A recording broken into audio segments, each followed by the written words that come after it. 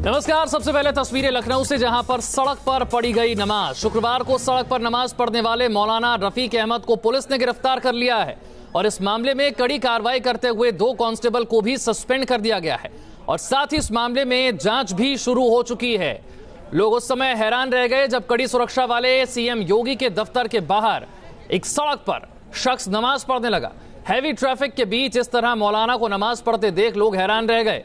नमाज की वजह से वहां पर भारी जाम लग गया। सनकी मौलाना ने कमर में चाकू भी खोस रखा था और नमाज पढ़ने के बाद मौलाना ने योगी और मोदी के खिलाफ नारेबाजी की।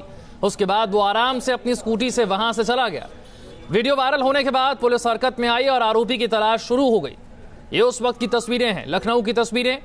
ट्रैफिक के बीच नमाज अदा करता ये शख्स मुख्यमंत्री के दफ्तर के बाहर सड़क पर ट्रैफिक जैम कर दिया। इस शख्स ने, इस आरोपी मौलाना को गिरफ्तार कर लिया गया है और इसकी हरकत को देखकर अनदेखा करने वाले 2 पुलिस वालों को भी सस्पेंड कर दिया गया है।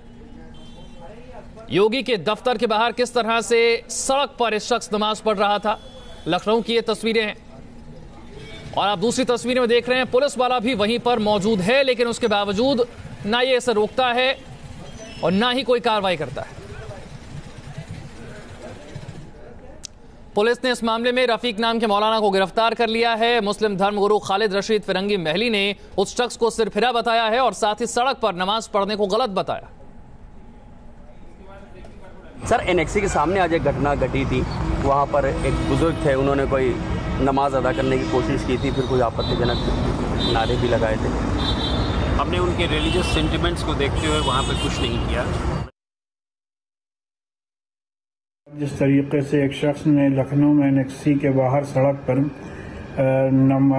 नमाज बिछाकर ये शो करने की कोशिश की कि जैसे वो नमाज पढ़ रहा हो, बल्कि वो हरगिज़ नमाज नहीं पढ़ रहा था, क्योंकि नमाज में किसी किस्म की भी नारेबाजी नहीं की जाती है, न नमाज किसी को तकलीफ दे करके अदा करने का हुक्म है।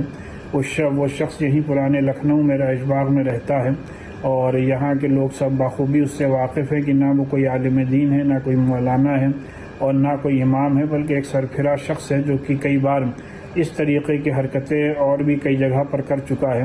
लिहाजा किसी को भी, मुसलमानों को भी या किसी को भी इस सिलसिले में किसी भी गलतफहमी का शिकार होने की ज़रूरत नहीं है।